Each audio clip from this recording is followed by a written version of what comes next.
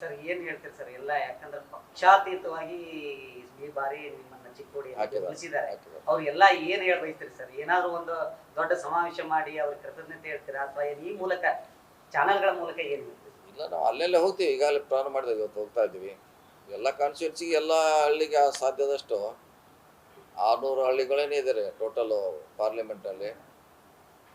ಅವನು ಆದಷ್ಟು ಎಲ್ಲನೂ ರೀಚ್ ಮಾಡಲಿಕ್ಕೆ ಮುಂದಿನ ಚುನಾವಣೆ ಒಳಗೆ ಅಟ್ಲೀಸ್ಟ್ ಒಂದು ಸಾರಿ ಆದರೂ ಕೂಡ ಕ್ಯಾಂಡಿಡೇಟ್ ಆಗಲಿ ನಾವಾಗಲಿ ಭೇಟಿಯಾಗಿ ನಮ್ಮ ಏನು ಮಾಡ್ಲಿಕ್ಕೆ ಸಾಧ್ಯ ಏನು ಮಾಡ್ತೀವಿ ಅನ್ನೋದು ಹೇಳುವಂಥ ಪ್ರಯತ್ನ ಮಾಡ್ತೀವಿ. ಮತ್ತು ಅವಕಾಶ ಸಿಕ್ಕಾಗ ಭಾಷಣಗಳ ಮೂಲಕ ಫಂಕ್ಷನಲ್ಲಿ ಕೂಡ ಸಂದೇಶ ಕೊಡುವಂಥ ಪ್ರಯತ್ನ ಮಾಡ್ತೀವಿ. ಆದರೆ ನಮಗೆ ಈ ರಾಜ್ಯದಲ್ಲಿ ಎಂತೆಂಥ ಘಟನೆಗಳು ಸೋತರು ಇದು ಕೂಡ ಅಷ್ಟು ಸುಲಭದ ಕಾನ್ಸ್ಟಿಟ್ಯೂನ್ಸಿ ಏನಲ್ಲ ರೀ. ನಾವು ತಿಳಿದಂಗೆ ಚಿಕ್ಕೋಡಿ ಅದು ಕೂಡ ಜನನೇ ನಮ್ಮನ್ನು ಗೆಲ್ಲಿಸೋಕ್ಕೆ ಮನಸ್ಸು ಮಾಡೋದ್ರಿಂದ ಅದು ಗೆಲ್ಲಲಿಕ್ಕೆ ಸಾಧ್ಯ ಆಗಿದ್ದಾರೆ.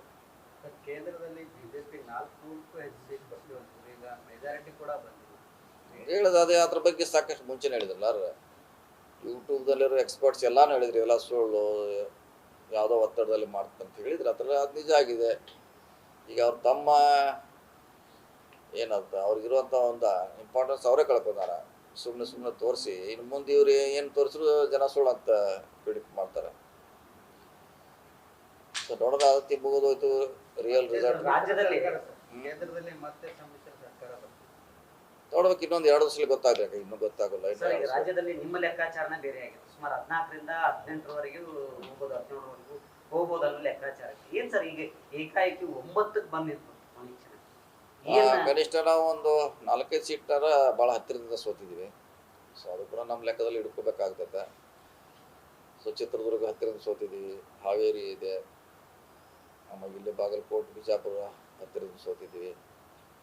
ಸೊ ಭಾಳಷ್ಟು ಕಡಿಮೆ ಸೋತದ್ದು ಕೂಡ ನಮ್ಮಲ್ಲಿದೆ. ಅದೇ ಅಲ್ಲಿ ಮ್ಯಾನೇಜ್ಮೆಂಟ್ ಮಾಡೋರು ಉಸ್ತುವಾರಿ ತೊಗೊಂಡವರು ಸೀರಿಯಸ್ ಆಗಿ ಮಾಡಿದ್ರೆ ಅವನು ಕೂಡ ಗೆಲ್ಲಲಿಕ್ಕೆ ಅವಕಾಶ ಇತ್ತು. ಕರೆದಲ್ಲಿ ಯಾವಾಗ ಇರ್ತಾರೆ ನೋಡ್ಬೇಕಲ್ಲ, ಅದು ಯಾವಾಗ ಇರ್ತಾರೆ ಕರೆದಾಗ ಹೋಗ್ತಾರೆ. ಅಲ್ಲಿವರೆಗೆ ಎಲ್ಲ ಒಂದು ರೌಂಡು ಎಲ್ಲ ಕಾನ್ಸ್ಟಿಟ್ಯೂನ್ಸಿಗೆ ಮತ್ತವರಿಗೆ ಭೇಟಿಯಾಗುವಂಥ ಪ್ರಯತ್ನ ಮಾಡ್ತೀವಿ. ಇಲ್ಲ ನಮ್ಮಲ್ಲಿಂದ ಈಗಿನ ಹತ್ರ ಅವಶ್ಯಕತೆ ಕಾಣೋದಿಲ್ಲ ನನಗಂತೆ. ಯಾಕಂದ್ರೆ ಸಚಿವ ಸ್ಥಾನ ನೀಡುವಾಗಲೇ ಕೆಲವೊಂದು ಜನಕ್ಕೆ ಸಚಿವರಿಗೆ ಷರತ್ತು ಹಾಕಿ ಕೊಟ್ಟಿದ್ರು. MP ಎಲೆಕ್ಷನ್ ಆದ ಕೂಡಲೇ ಬೇರೆದವರಿಗೆ ಅವಕಾಶ ಮಾಡಿಕೊಡ್ಬೇಕು. ಇಲ್ಲ ಆ ರೀತಿ ಯಾವುದು ಷರತ್ತು ಇಲ್ಲ, ಯಾವ ಕಂಡೀಷನ್ ಯಾವುದು ನಮ್ಮ ಮುಂಚೆ ಕೂಡ ಹೇಳಿ ನಮಗೆ ಯಾವ ರೀತಿ ಷರತ್ತು ಯಾರಿಗೂ ಕೂಡ ಹಾಕಿಲ್ಲ. ಗೆಲ್ಸ್ಕೊಂಡು ಬರ್ಲಿಕ್ಕೆ ಅಷ್ಟು ಹೇಳಿದ್ರು ಅಷ್ಟೇ. ಇನ್ನೇನು ಯಾರು ಏನು ಮಾಡ್ಲಿಕ್ಕೆ ಆಗಲ್ಲ. ಜನ ಸೋಲಿಸಿದಾಗ ಮಂತ್ರಿಗಳು ಏನು ಮಾಡಾರ, MLA ಏನು ಮಾಡ್ಲಿಕ್ಕೆ ಆಗಲ್ಲ. ಜನ ಸೋಲಿಸಿದಾಗ